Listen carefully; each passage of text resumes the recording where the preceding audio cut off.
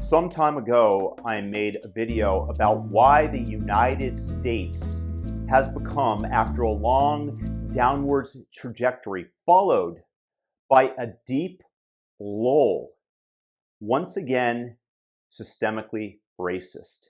I bring you evidence in the form of a special directive issued earlier this year from the Soros DA in charge of Alameda, California, which includes the town of Oakland. Miss Pamela Price, yes, this beauty, could you imagine, has introduced stark racial considerations into the prosecution of criminal defendants.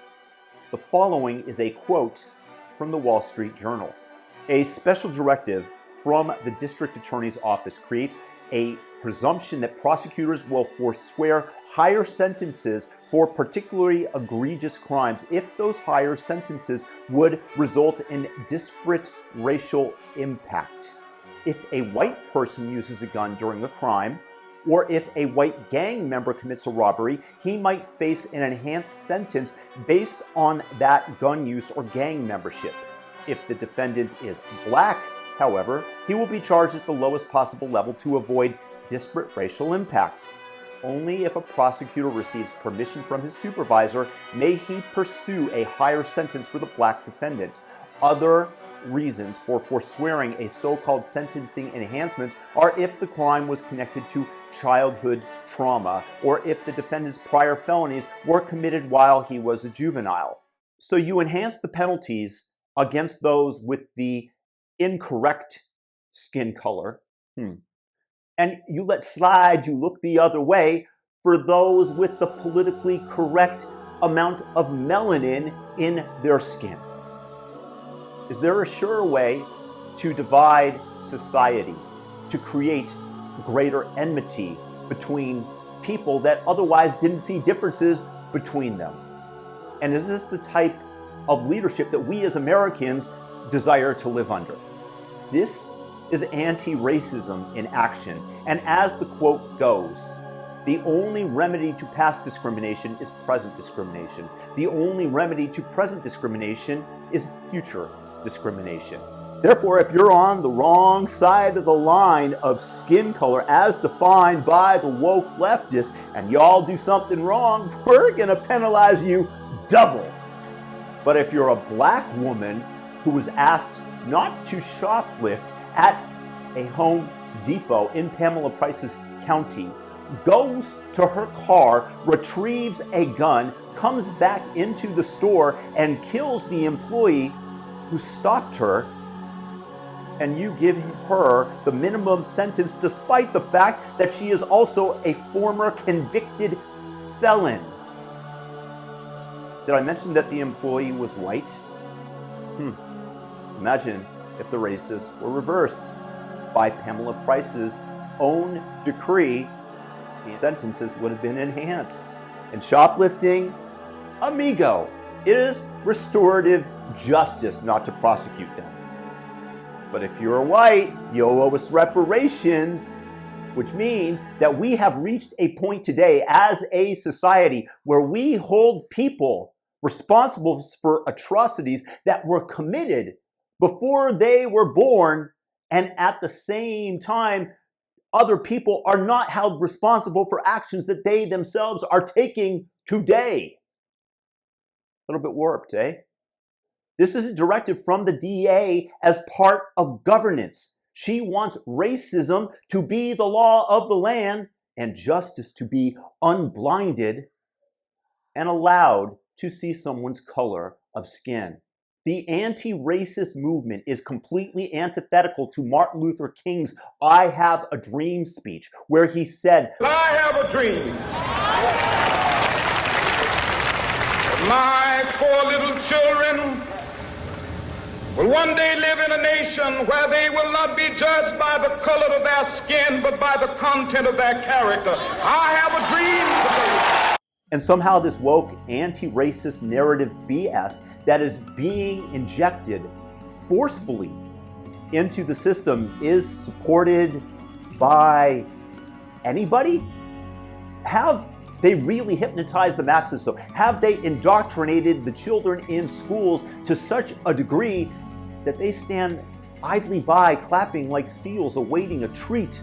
And it's going on in schools across the country as we speak. One of the things that was happening to me in my school where my kids used to go is they hired some person to teach them that they have to be anti-racists, and it's not good enough to not be racist. And I was like, what the fuck? Like, my kids aren't racist at all. Like, what are you doing? Like, why are you putting that in their head that they have to be anti-racist and call out racism? And like, they were trying to make kids activists. I'm like, hey, they're 5. That's crazy. You know, like, they don't even care. They want friends. They don't give a fuck what their friends look like.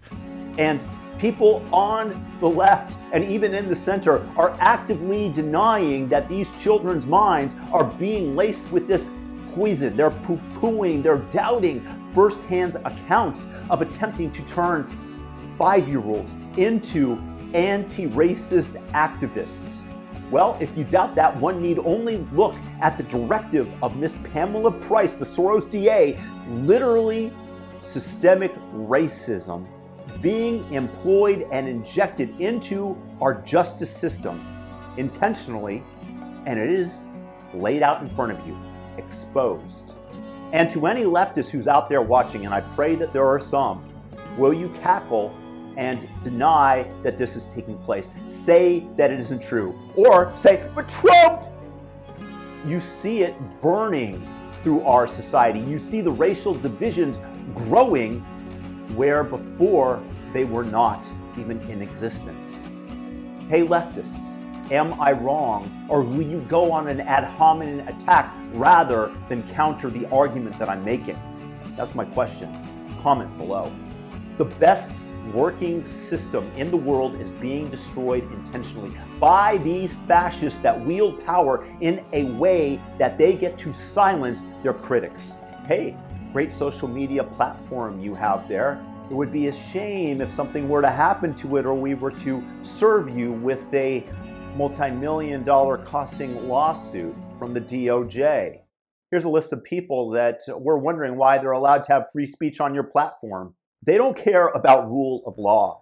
The Constitution is an impediment for them. They see government as something to wield as a tool of power to rule you.